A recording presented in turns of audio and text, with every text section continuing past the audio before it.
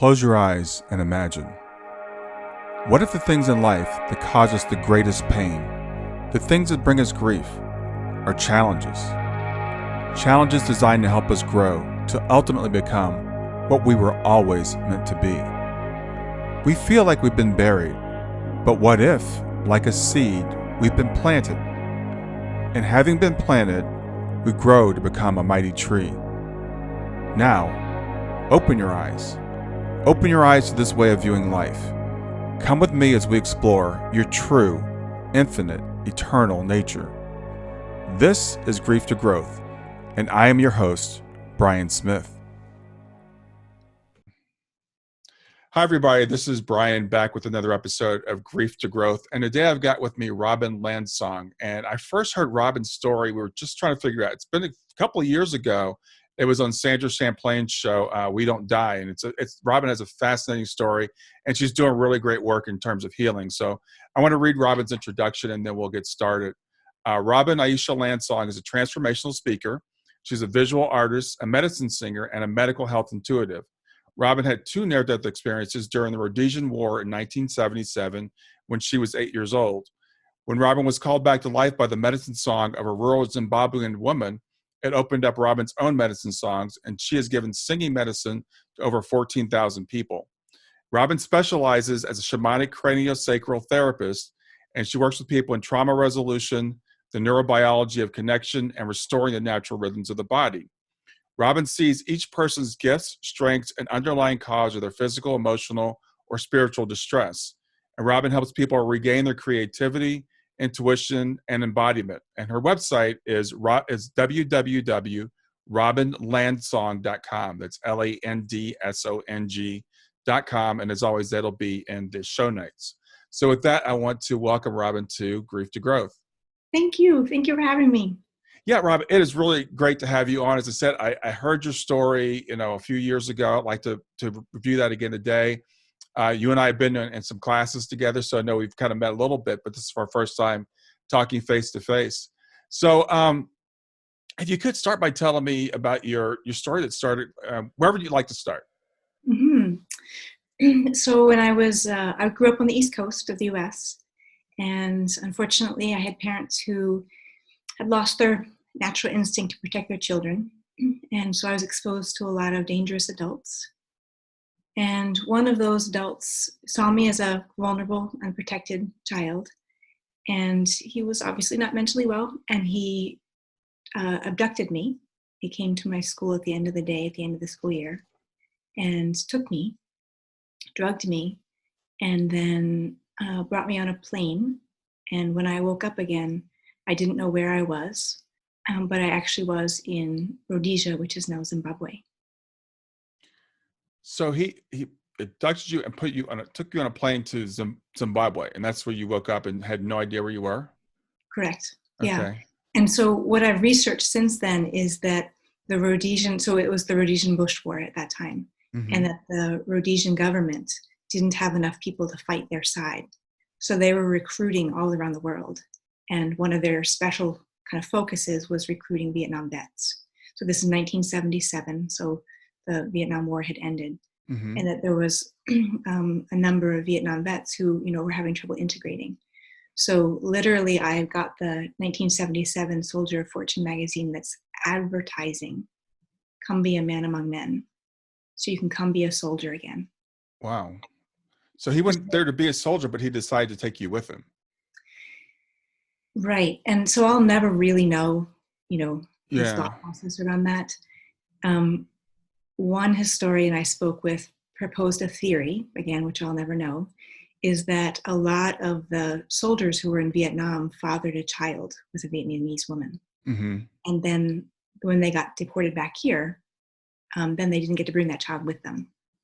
And so from clues of things he said, he might have just felt like, oh, I lost a daughter, I'm just going to get another one. Yeah. Well, I think we try to struggle to understand what the mentally ill people do, but sometimes, frankly, we just can't. So you find yourself there, and what was life like for you then? Since I grew up with unsafe people, I knew that he was one of the most dangerous that I have ever encountered. And I knew that my life could be ended at any moment. And so I just did the best I could to cope and survive, which is a lot about doing what he wanted and kind of being what he wanted. And we've all heard of the Stockholm Syndrome, where the person has to kind of basically mind meld with their abductor, and just to be able to anticipate like what they're going to do or say or request. So in my healing process, it took quite a while to kind of undo that Stockholm effect and kind of be able to come back to my own perspective on it. So he did assault me, and he kicked my ribs, and the MPs came because we were actually on a military base, and I've been able to go back and stand there. I wasn't allowed to go on it, but I was able to stand there and look in to that exact place. So the MPs came, and I was hospitalized, and I've also gone and found the hospital, and I found the exact bed that I was in. And from there, sadly, no one stopped him from coming to get me from the hospital. And he took me with him to a market, and basically he kind of left me in the hands of another man. I don't know the nature of the exchange, but based on my research, I think he had 5 days of training, and then he had to go into the field and fight. Okay. And so he had to get rid of me. Okay, so he left you with someone else, and this person took you in, and then how was that? He put me on a bus, and I was the only white person, and it was kind of the buses we've seen, there's animals, there's people, it's overpacked. Yeah. And the bus broke down. And since I was just freshly out of the hospital with broken ribs, we were all instructed to get out and walk, and I couldn't keep up. And so the man who I was in his care, we'll say, he kind of pushed me along, and when he pushed on my broken ribs, I just bit him, which is kind of defended animal. So he kind of was, done with dealing with me. So he just left me behind. And hours later, soldiers came by and picked me up. And again, now I've done my historical research and gone back twice to Zimbabwe. And now I know that for a white girl to be alone in that war, it was kind of just a matter of hours of survival. Yeah. And that it was a war over land and land use. And of course, the history of colonialism and oppression. And what I found out is that it is likely I was actually picked up by the guerrilla soldiers.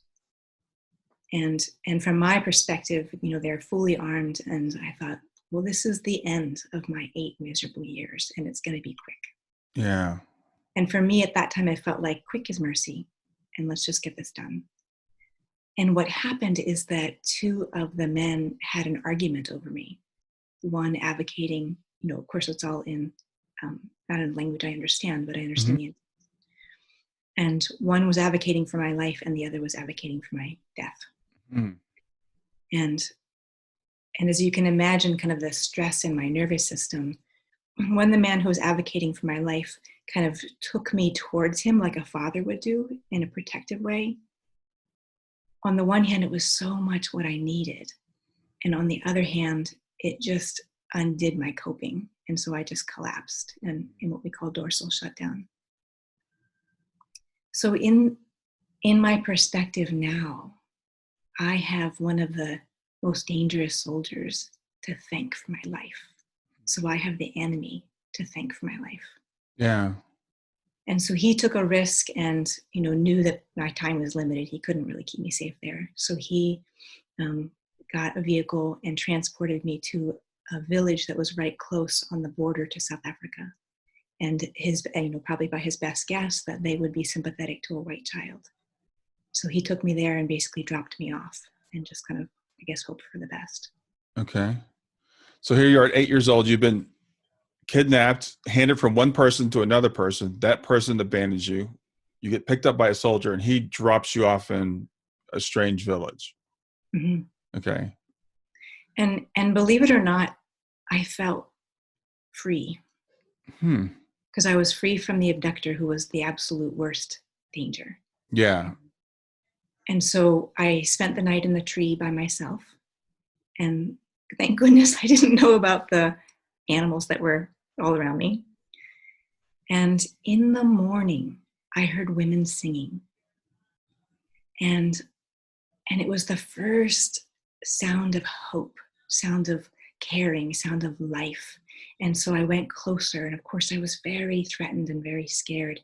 But I stood on the edge of this. I hid behind a tree and I watched these women, and they were grinding food and pounding corn, and they were singing. And this was the first time I had seen adult women with so much natural joy and so much generosity. And like one woman came and kind of took the food that had been ground, and the generosity and the giving. I had never seen that before.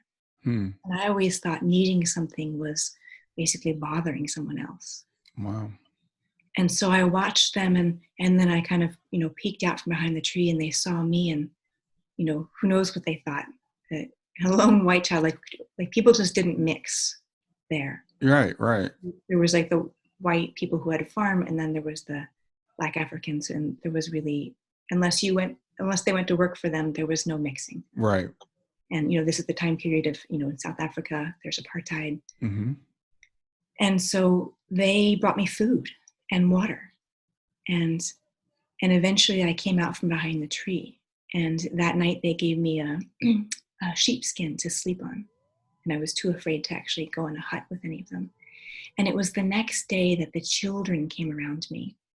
And they were touching my white skin, and my hair was more blonde then. And they were, kind of like, what is this? They had never really, let alone touched a white girl. Mm-hmm. And so then they took me to the fire circle. And the eldest one, she was probably about 13. And I've given her the name Tanisha. And so she's so proud. And she's, she can stand so regal. And I've never seen that either. And she takes ash from the fire and she starts putting it on me. And so she's making me black like them. And she's telling a story, and it's in Venda, so I can't understand it. But I get that she's storing me in. She's telling the story of, and then she came to us.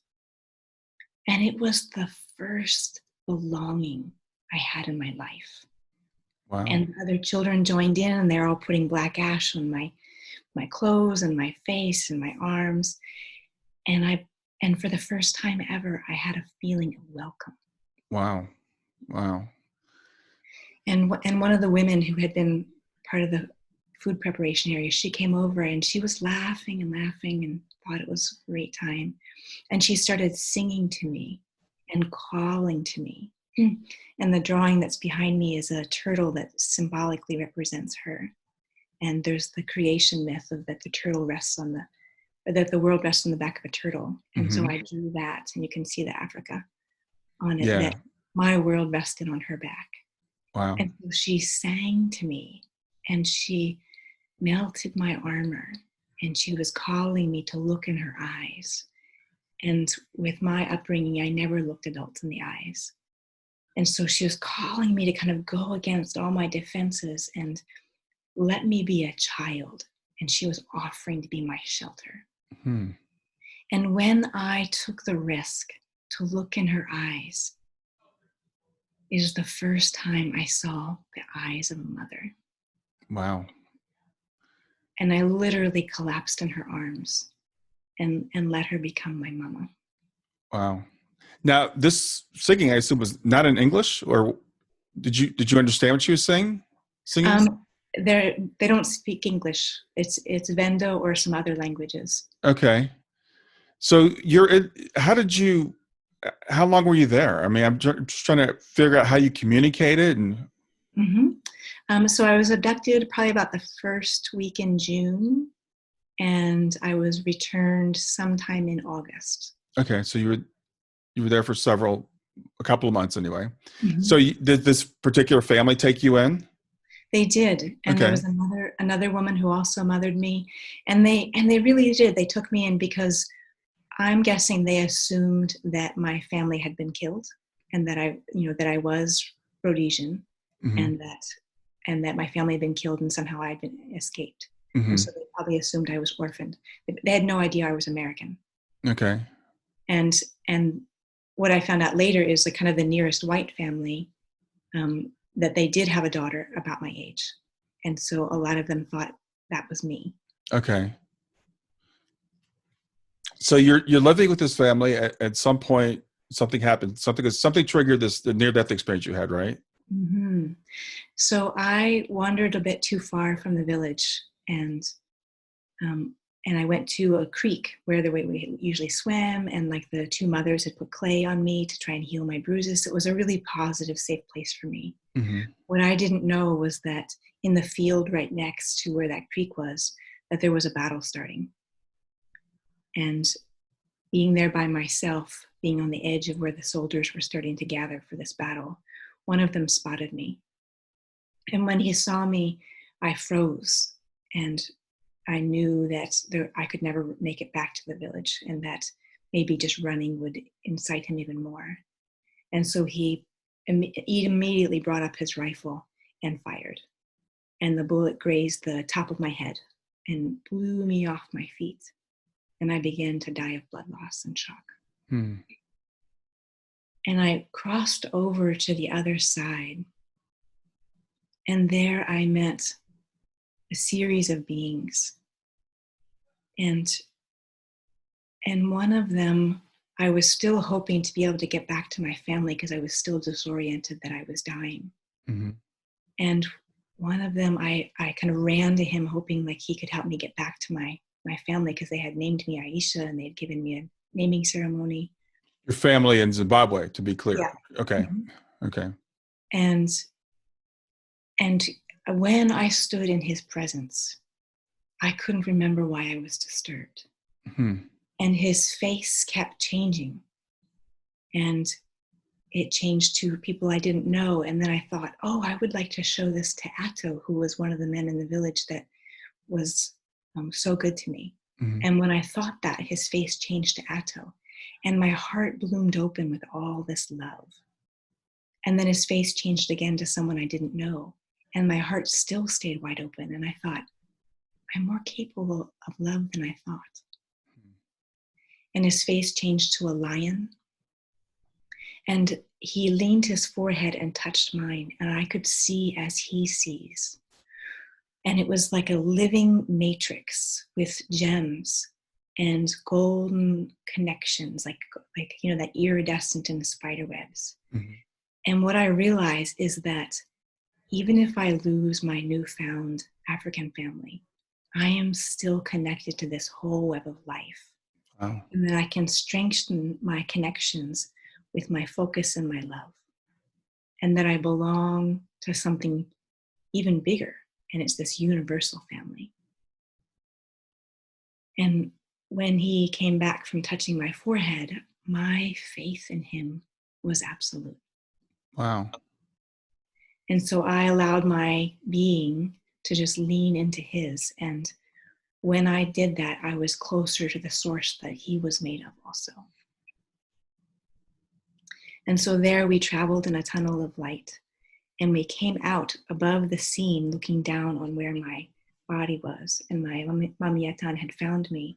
And she was holding my body and stopping the blood flow. And she was rocking and she was wailing. And I wanted to let her know, I'm watching from above. I wanted to let her know I'm okay. Mm. I'm pain-free. I'm all right. And I have this beautiful guide with me, and I'm totally held. And so from there, I lifted off and went upward and met more beings that purified me and took away any notion that the abuse that had happened to me in my lifetime was my fault. Mm. And as I kept going further and I was going home to my source, and I call that the great heart. And every part of me was going to be received home. And I knew I was going back to my original source, where I felt I was like a seed syllable sung into being. And as I kept going towards this freedom, towards this spaciousness, and losing all kind of my injuries from this lifetime, and then I heard singing. And what was happening is that my mom Yetan had changed her wailing into singing. Mm. And then she had called on the ancestors in the land to sing a calling song, to find me where I was, meet me, and remind me of the medicine songs. And so her singing made it through all the veils that had closed behind me. And when it reached me, I had a choice.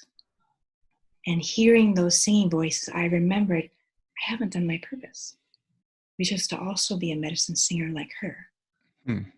And so I had a choice. I could either keep going forward to the great heart, back to my original source, or I could come back, kind of to this denser plane. But then I could do my purpose of singing to others as she sang to me to restore me. Yeah. And so I chose to come back. Wow. Well, as you're telling the story, Robin, I'm just like so drawn in and just so fascinated by, in your 8 short years, but the pain that you experienced and the relief and going back and the bonding with this family that you only been with for a few weeks, right? I mean, at this point, it's only been a couple of weeks you'd been there. Mm-hmm. So, and I'm reminded also as you tell the story about, near-death experiences, I hear some of them say they'll feel the prayers of the person on the site praying for them. And it sounds like that the song, as you said, reached you even through all these veils and reminded you that you still had something to do here. Mm-hmm. So at this point, you come back and you find yourself in your body again, I assume? Mm-hmm. Which was, like most near-deathers say, is not a great moment. And it was really her arms around me. She was solid, and I just felt like the wind could blow through me. I felt like just kind of, dry, crackly leaves. Mm-hmm. But when they did the medicine singing for me, they made sure to do a song to clear the hatred that had come with the bullet. Mm. So that I wouldn't go through life with that hatred on my head. And so they cared for me, and unfortunately, about 2 days later, the soldiers came back, and they attacked the whole village. And so one other mother was carrying me on her hip and running. Mm-hmm. And sadly, she was shot from behind. And so we both went down. And she just yelled at me to get up and keep going. And so the hardest moment for me to heal from is that I wanted to pull her with me, but I had just been shot and died from blood loss 2 days earlier. Right. And so I did what she said, and I kept running. And I was running towards the tree cover next to the Limpopo. And I made it to a little hill, and then as I went down the little hill, I collapsed because, I still, I probably needed an IV, and mm-hmm. I just had a blood loss a couple of days ago. Right. And so I had a second near-death experience. And in that, it was an entirely different experience. And I met one being, and he was still behind a veil himself. And his message to me, and he was, his skin was blue, and he had a black bun, and there was kind of all kinds of ornamentation around him. And I knew he was incredibly powerful, and that with one hand he could make a mountain, and with the next hand he could take it down. So he was like this intensity of creation destruction. And here I had just been through a massacre, and I didn't know if I was the only one alive or if anybody else had lived. And his message to me was, out of destruction, that makes available the ingredients for a new creation. And so when I came back to my body after receiving that message, his voice was still with me in this dense plane, in this human plane. And he commanded me to crawl forward and get away from the site of the massacre. And I had no will to live. And it was his will that just commanded me to go forward. And what he was doing is getting me to go to a well where the next day he knew that a woman would come, and a woman found me. Her name is Mia Lucy. And she washed the blood off me, and she took me back to her homestead, her village. And she took care of me, and she had the local medicine singer come and sing to me. And that's where I met her granddaughter, who is Mayamu. And they ended up kind of talking to the closest white people in South Africa and saying, we have this white girl and we don't know who she belongs to. And they said, well, we don't know either, but give her to us and we'll find out. And so they literally took me across the Limpopo River into South Africa and gave me to the nearest white people who were farmers. And so from my perspective, I went from going from a culture where people touch each other, there's animation, there's expression in the face. You know, I was sleeping next to other children. I was always being touched, always being sung to white apartheid South Africa. And the cultural shift for me, just like I wasn't being touched, I wasn't being sung to, I was being cared for. Yeah. And I had a softer bed to sleep in, and we had running water, and we had plenty of yummy food. Yeah. But I needed touch, and I needed being sung to. And so I kind of again started to die of trauma. And so I was hospitalized again. You know, maybe my head had gotten infected. So I was hospitalized in Polokwane in South Africa. And again, that was an apartheid time period. So I was in a whites only wing. So all of a sudden, I wasn't seeing any Black people. And if I said I want to go back and be on the other side of the river with my family, you know, their reactions were not positive to that. They took away the dress that Mayamu had given me and kind of dressed me in more kind of white people clothes. So from my perspective as an 8-year-old, I was like, wait, I went from being loved to being treated as this problem that nobody wants. Yeah. And from there, they kind of threatened me to tell them where my parents were, because obviously they could tell I didn't have a South African accent. Yeah. From there, they figured out where my parents were, and some agent, we can't figure out from what agency, flew me back to Philadelphia. Okay. So you didn't voluntarily tell them you were from Philadelphia? No. And it's sort of like, you know, they basically said, you don't want to go to an orphanage, little girl. Yeah. If you have parents, tell us their names. Yeah. So what was it like coming back? Was it like reorienting back to your family, the culture here, everything else? Basically, I didn't really talk much for a year. I was just in like a traumatized state. And unfortunately, the rule in my family, like many families that have a lot of abuse, is that if we don't talk about it, it never happens. And so when I tried to talk about it, and I might have said something like, I have to get back to my real mother. And my mom, my biological mom, she hit me. Yeah. And, you know, I have a brain injury. My brain's still swollen, and she hit me in the face. And I just thought, I remember the girl, the shell I have to be to make it here. Yeah. So my family never asked me what happened. We don't talk about it. It never happened. And still no one from my family will acknowledge it. Yeah, Robin, as I'm listening to you, I'm thinking about people having their death experiences. And I was talking to PMA Chatwater, interviewed her, you know, a couple of months ago. And adults have trouble integrating these experiences, and children have even more trouble integrating these experiences. And being a child going through the trauma that you had been through before coming in, and then coming back to even more trauma, how did you manage to integrate this experience? You know, it's funny you mentioned PMH, because that was really validating to me, because she says like 5 to 7 years for adults if they have reasonable support. And then she says 30 to 40 years for kids who have support. So I ended up going back to Zimbabwe 40 years after. So I went back when I was 48. Oh, wow. Okay. And it's really been writing my book that's been the big way to integrate this. And certainly I did lots of therapy and EMDR therapy I highly recommend. And I've done all kinds of body healing techniques. And I offer those services too. But it's really been writing my book. And my husband has interviewed me for 11 years. I've been working on this book because it's been this polishing the gem. And that my commitment to my readers is that I'm going to have metabolized, made sense, made meaning of everything from my story before I deliver it to you.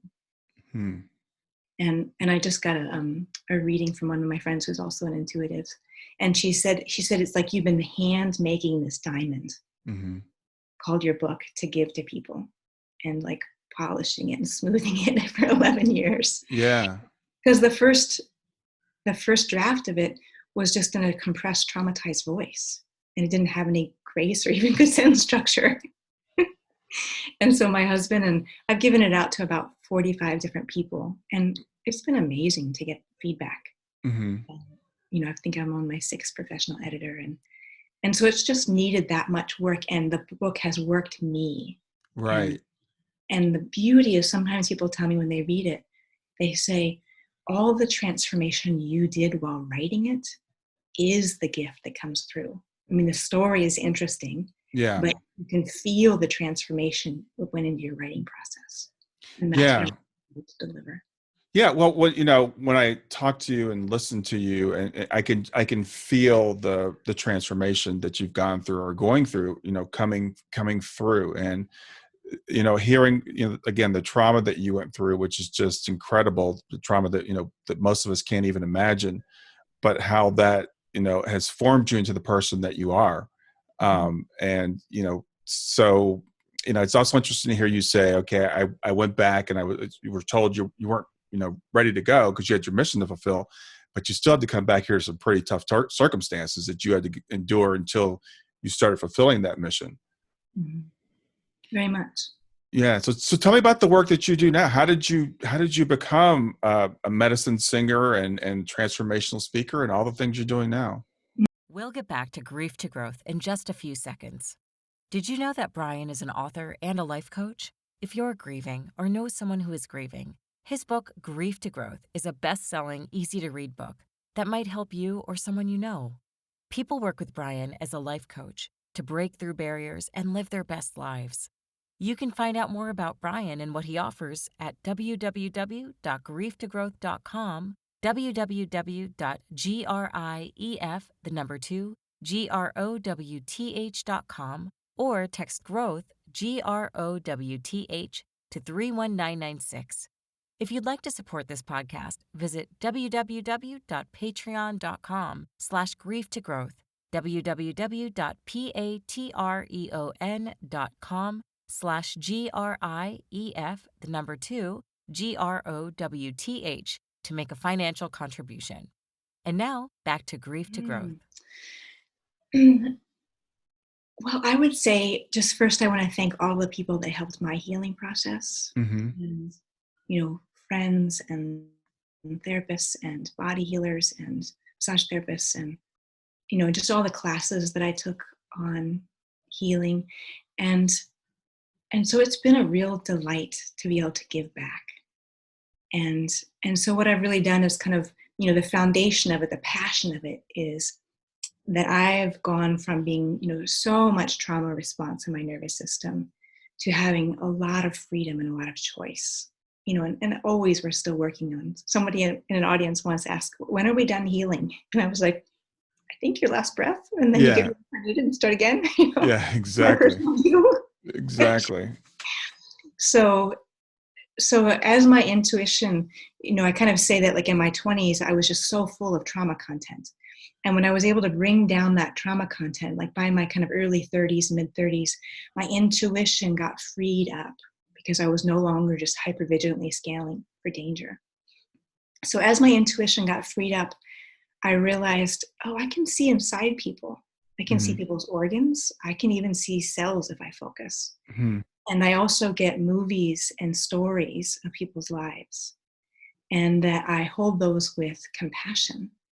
And that what's happening is that the part of us that wants to be witnessed, wants to be known, is communicated to me. And, you know, so I don't see this all the time, like not everybody I walk past. But you know, when I have people's permission, is that I see the relevant stories either in their lifetime or maybe their parents or going back generationally about what created distress, what created imbalance, what created contraction that is still limiting this person's life. And then my favorite thing to do is to help people come home to themselves, come back to their body, and just be able to live with more freedom and more choice. And one of my favorite, I have I have thousands of stories, fantastic transformations. Mm-hmm. I'll just share this one. I was in Texas at a near-death conference, and my husband and I offered a singing medicine workshop. And in the hall before the workshop, I met a person who had a near-death experience as a child. She had drowned. And she just was very blatant. She was very open. She was like, yeah, I'm just waiting to go back. And I'm not really enjoying being here. And Mm-hmm. it just kind of broke my heart. Like, oh, sweetheart, you're 60. It's a long time just that you've been sitting in the waiting room. Yeah. And so fortunately, she came to the singing medicine workshop. And when it came, I call people, like, would you like to be sung to? And then they come in the center of the circle. And then I use my intuition and I ask, what's medicine for them today? Through my singing, through my reflecting them back, through seeing them. And she felt to me like she was barely here. Like her form was here, but her vitality wasn't here. Mm-hmm. And so I just did prayer, and I called to all the spirits I work with. And I was like, you got to help me on this one. We got to pull it out for this one. And so I did my prayer and I began to sing to her. And I asked her if I could hold her. And she said yes. And I was holding her and I whispered in her ear, we need you to come back now. We need you here. Mm. And Brian, it was one of the most incredible moments in my life. I felt her come home.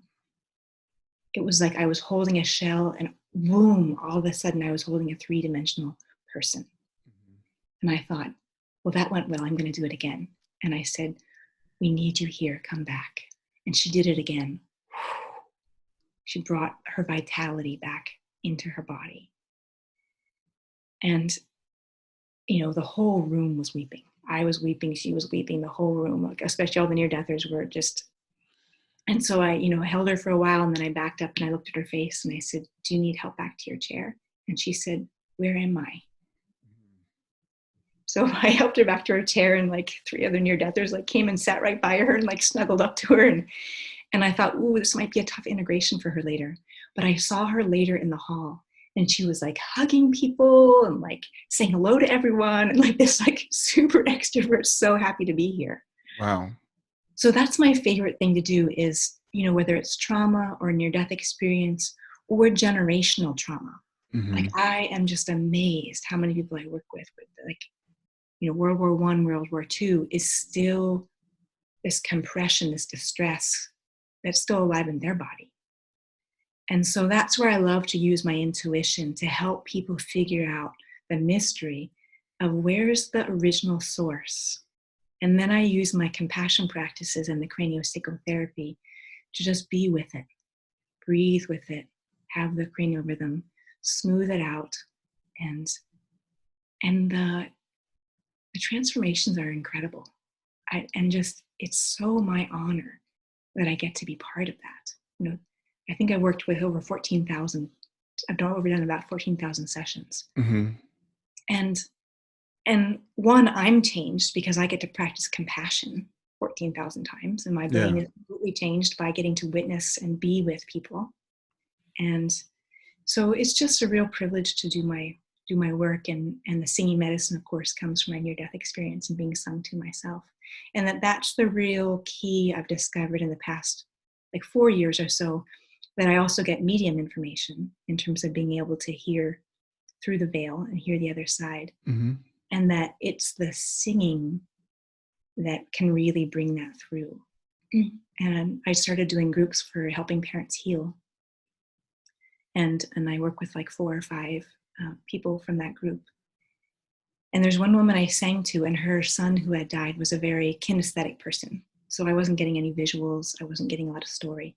But when I sang to her, she said, I felt my son move through me. I felt his love physically in my body. And I thought, it's perfect. He's kinesthetic. Of course, it was going to come through a felt sense. Yeah. And perfect that she felt it, because it doesn't matter what I experience. It's about what the other person receives. Yeah. Well, you said something earlier that really caught my attention about the woman who didn't feel like she'd fully come back after a near-death experience. And I heard you say something about that in a video that you've done recently. And I'm reading a book right now called The Team, and it's about It's written by this woman channeling her mother who's crossed to the other side. But I hadn't really heard this concept that sometimes our spirits don't seem to be fully integrated with our bodies. And sometimes they're kind of, checked out a little bit, and we're more there than we are here. So it sounds like you're helping call people back to be fully present in their body. Would that be a fair way of putting it? Mm-hmm. Yeah.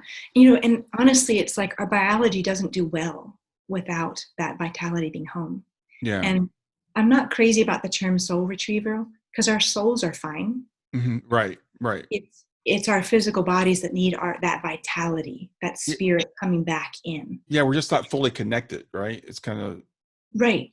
And that for some near-deathers I've worked with, they're still so up and out, like they have the door still open, which is fine, but then they don't actually really commit to being here. Mm-hmm. And one woman I worked with, it's like every business she tried to start, it didn't work. People couldn't relate to her because she still was like 1 foot over on the other side. Yeah. Which I can understand. It's very pleasant, but it doesn't make for a committed lifetime here.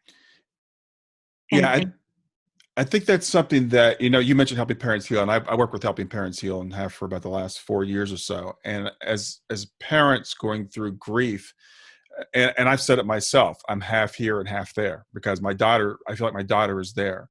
And I think it could be a challenge to be fully present in this life when we've got so much invested on the other side. So I think it's important, though, that we know that while we're here, we're meant to be here. Mm-hmm. It's true. And just the, all the mindfulness practices. And I've been really doing a lot of research lately on self-compassion. Mm-hmm. And I'm really struck by how much self-criticism and self-beratement, when we can move that over to self-compassion. Right. That's actually a place, obviously a much more psychologically well place to be. We actually have more motivation and we're actually more present for others. And it's Kristen Neff that I've been reading, and she talks about that when we're in like a shame dive or, a self-beratement, party, mm-hmm. that we're really very self-focused and we're not actually available for other people. Mm-hmm. But when we can do the mindfulness practices and the self-compassion practices and move it over here, that's when we can be steady and be more accountable. And when I did an interview with my friend Jeff Olson, who's also a near-death experiencer, mm-hmm. I think Jeff's superpower, and I love naming people superpower, I love seeing people's strengths. So we did this interview together, and then I called him afterwards and I said, well, your superpower is accounting, abiding with. Because you know his story? I do, yeah. Yeah, he was driving the car, mm-hmm. and unfortunately he fell asleep. Mm-hmm. And the resulting accident, he began to cross over. His wife died and his infant died. Yeah. But his other son lived. And to sit with that and go forward from there. And so he doesn't crash, I'm sure for the first decade or whatever, 15 years, like abiding with what happened. He fell asleep, but not going into self-beratement. Mm-hmm. And so he just stays right in the center, abiding with the truth. This is what happened. Yeah. And it's not into self-pity and it's not into self-beratement. It's right in the center, abiding with. And so that's when we have choice, and that's when we have freedom of how we respond. When we're out of our body, we're super reactive and we don't even know why, because we never sensed our own emotion. And so the key to being present is emotions are chemical events in our body that generate sensation. That sensation goes up to our brain, and our brain interprets it and says, my stomach just tightened up. That means I'm anxious. Why am I anxious? Well, is it because I'm in physical pain and I don't know when it's going to stop? Or because somebody I'm uncomfortable with just entered the room? So when we can, be that mindful, be that present to body sensation, be present with what are our thoughts, and all the meditation practices that are so useful for increasing our brain health. That the whole key to all of it, not only is greater physical health, but it's choice and freedom to not just be reactive from our trauma response our whole life. And my view is the people who abused me as a child, they already stole my childhood. They're not going to steal my adulthood. Mm-hmm. And so that's why I invested so much in my healing process really early on. Mm-hmm. Was because I wanted the rest of my life for me. Yeah. So I could show up and do my divine assignment. Yeah. And it's my favorite thing to just help people do their divine assignment. That's and awesome. yeah, be home in themselves enough to even have a felt sense of what that is. Yeah. So let's talk about what is craniosacral therapy. That's a big word. So what is that? Yeah, it's not actually a very descriptive term. So the cranial system is the brain and the spine.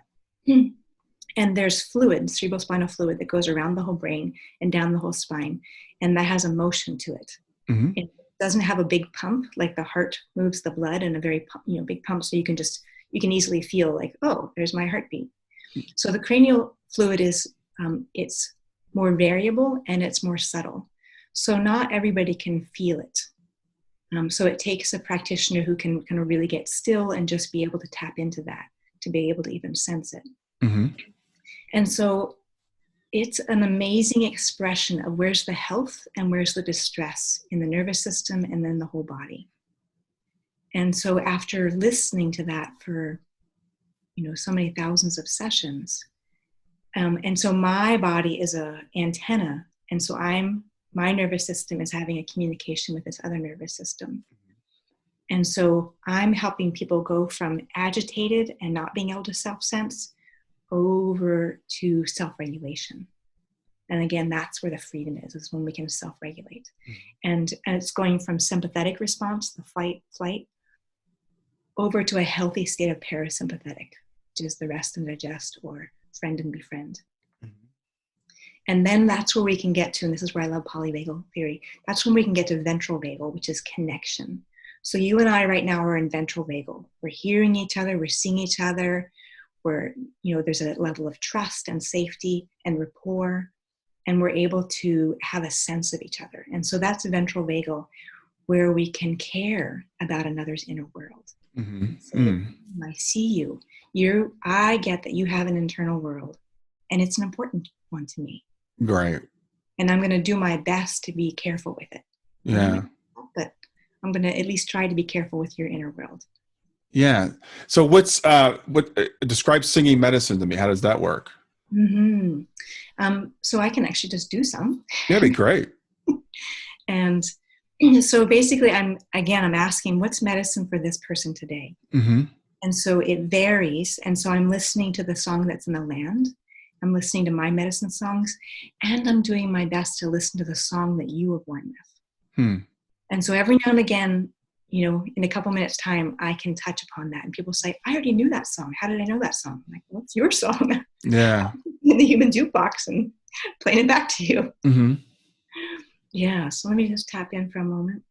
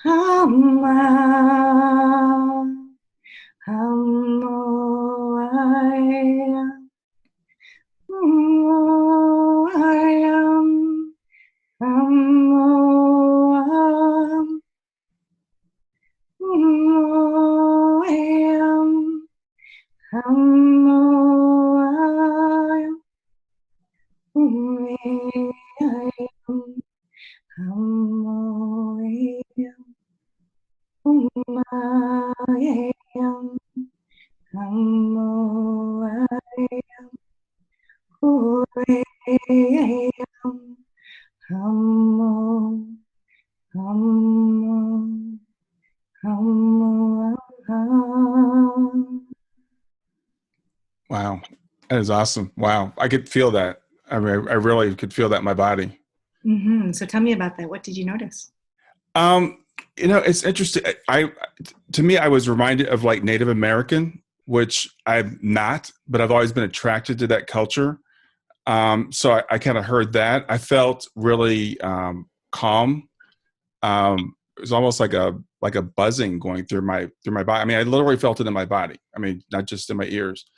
So yeah, it touched me in a level I really hard to put into words. Mm-hmm. Yeah, and that's what a lot of people say, and and just I I just feel so honored to be able to, that this is what I've been given. Yeah. Yeah. That is really awesome. But, and I was noticing earlier, because we talked, and I know right now nobody can travel. So we can't see people face to face, but you can still do your work remotely. Is that correct? Yeah. COVID has forced me. I've started doing groups, and I already did distance sessions, but of course now they're all distance sessions, but it's forced me to start doing groups. So I just did a singing medicine mentorship group. Fantastic. Mm-hmm. And I do strengths reading groups. So I read people's strengths or what's kind of blocking them from their strengths. Mm-hmm. And I can't believe how great it is. They're just small. They're 5 people. And, it's like I have somebody from France, somebody from, North Carolina, somebody from close near me. And in like an hour and 15 minutes, people get bonded. And one of my teachers, James Gordon, who's just an amazing trauma resolution expert, he talks about the big thing that we're healing is loneliness. And people are sometimes lonely for themselves. Mm-hmm. They're lonely for connection to those immediately around them. And so many people are lonely for community. And so doing these, he says, one-on-one sessions are great, and because you can build rapport and keep the safety and keep the container just for them. Mm-hmm. But he said doing groups is addressing that loneliness for community. Yeah. So I'm just, oddly enough, I'm kind of grateful for COVID to make me do the, 15 hours of behind the scenes work to get groups going and just to make it happen, because I get to connect to people. And it's also, honestly, it's a lower price point for people to also work with me when I do it in groups too. So that makes it more readily available to a broader spectrum of people. Yeah. And you can reach more people, but it's, I think we all, I think, long to be seen. And you talked about that, and we hear it in your story. I mean, it's just the fact that you bonded with these people that in the village, that you were only there for a few weeks, but it just, you wanted to be seen, you wanted to be touched, you wanted to be held. And, like you said, the food and the stuff, maybe the accommodations weren't so nice, Right. but that's not what we long for deep down inside. We all want to be seen and to be respected and to be honored. And I mean, you didn't even speak their language, so it wasn't what they were saying to you. Mm-hmm. So I think that's really telling on a very deep level of what we all really long for. Mm-hmm. And the key thing too in the returning back, like I said, I've been back twice, and I got to reunite with my Emu, Mm-hmm. the granddaughter of the woman who picked me up from the well. And so I just like to encourage people. I do have a video online that has that reunion with my Emu. Oh, really? Okay. 40 years, and literally it was running to each other and embracing. And she's this big, strong woman, and she picked me up and rocked me. And we purposely told no one where my bullet wound was, because we wanted to make sure that other people, just that it was just people who actually really knew me then, and we could clarify that. And she bent me forward and she checked exactly where my bullet wound was. And it was like the biggest validation I had in my entire life. So it was so healing to go back. And I went back a second time last year, and they did a community ceremony, and they brought me right into the center. And our hosts were like, "We've lived here for 40 years. They wouldn't even let us come to one of these, let alone invite us into the center to dance." Mm-hmm. So it was an incredible honor. And my Emu was just like hugging me like I was her baby sister. And so there's a real honoring that I am doing through this book, that they took incredible risk to save my life. Mm-hmm. And I would definitely not be alive. And when my Emu's grandmother found me, and other people saw that she had a wounded white child, they said, "Don't bother with her. It's not worth it." And they had a good point. It was incredibly dangerous for them to have me. Mm-hmm. And she said, "I won't throw her away. She's a living human being." Yeah. And because of her courage, I'm alive. Yeah. So I've got to ask you, Robin, so you're doing singing medicine now. Do you think it was meant for you to be there do you think that it was meant for you to be in that village and to find these people? I've had astrology readings where people have said, "Oh, you've been with them for lifetimes." And, the group, the kind of rural, village ritual setting better than an American life, mm-hmm. which matches how I feel, because sometimes I feel like, why am I an American? Why am I here? Yeah. It's wild because you think about how quickly you integrated into that. I mean, it's like you said, I'm home. You're from Philadelphia. You end up as an 8-year-old in an African village in Zimbabwe, and you're like, I'm home. And it's obviously you were there for a couple of weeks, but it's made a huge impact on your life, your art, your work, your whole outlook on everything. Right. Because it's who we bond with, that we respect, that we form our worldview around. Yeah. And that all kinds of research shows kids who are being abused just need one adult to see them and get them. Mm-hmm. And that kid will frame their worth around that connection. And then, as PMH has researched, that kids who have a near-death experience will bond with the beings on the other side and frame themselves around that also. Yeah. So how about your birth family? How do you feel about was that a plan also, or how do you integrate that now? I kind of make the joke that when I was incarnating, like when you're standing at the gate, and there's other people kind of standing at the gate, that I got competitive with the person next to me and was like, I'm going to pick her for my mom. Oh, and then I'm also going to pick him for my dad. And my guys are like, whoa, wait a minute. And just like, and then I'm going to get abducted. And then that's my way to get back to Africa to meet with my friends over there. Yeah. So that's my joking way. I couldn't joke about that if you'd said that to me when I was 20, I'd be like, I didn't pick my parents. Yeah. But, now that I have all this healing, decades of healing, I can make a joke about it of just, I think I just got foolishly competitive with the person next to me who was like, I'm going to learn so much about trauma recovery in this lifetime. Yeah. Pack it all in, right? Right. I'm on like the fast forward. I'm going to get a PhD in trauma before I'm 6. Yeah. Well, it was funny because my wife and we believe in this now too. And I was telling you earlier, my daughter, passed away like 5 years ago, and I'd never even heard of soul planning until that happened. But we were talking about someone else in our family, and I won't share anything too personal, but multiple marriages and many more than one child, passing, 4, as a matter of fact. Wow. And we were just talking about her life. We're like, why would anybody plan all this in one lifetime? But I think sometimes as souls, we get overly ambitious. It's like, yeah, let me just do it all this one time around. Right. Yeah. My motto now is like, I'm going to learn through joy. I'm going to learn through pleasure. That's my plan. Yeah. Creator doesn't always listen to my plan, but that's my, somebody one of my friends was like, oh, I'm ill. I'm going to learn through illness. I'm like, great. That's good. I get that. And I'm going to learn through going camping, Yeah. Well, it's as we see these things, and as we see them play out and we can see the plan, then, we can kind of laugh about them. And when we have that higher perspective, like you have now, because once we've had a near-death experience, you understand all this is temporary. And as bad as it gets, we're all going to go home, one day again. And so I think we can maybe keep it a little bit better in perspective and be more joyful even as we're going through the difficult times. Mm-hmm. Yeah. And again with that too, that fully committing here makes it more available to get the lessons, to turn over the difficulties into the gem. Yeah.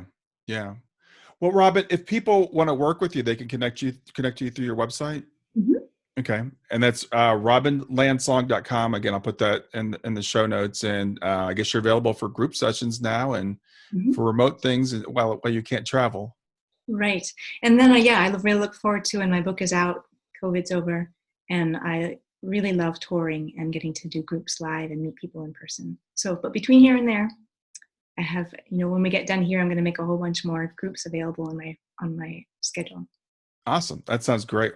Robin, I'm glad we finally got to meet kind of face to face. I'm sure one day we'll run into each other in physical life, but this is close for now.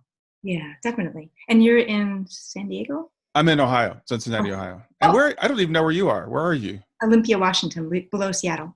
Oh, okay, cool. Well, Robin, it's been a real pleasure getting to know you. I'm looking forward to your book. I'm sure it'll be well polished when it comes out, and maybe I'll have you back when the book's released. Oh, thank you so much, Brian. I appreciate that, and thank you for your work in the world. All right, you have a great afternoon. Okay, you too. Bye. Bye.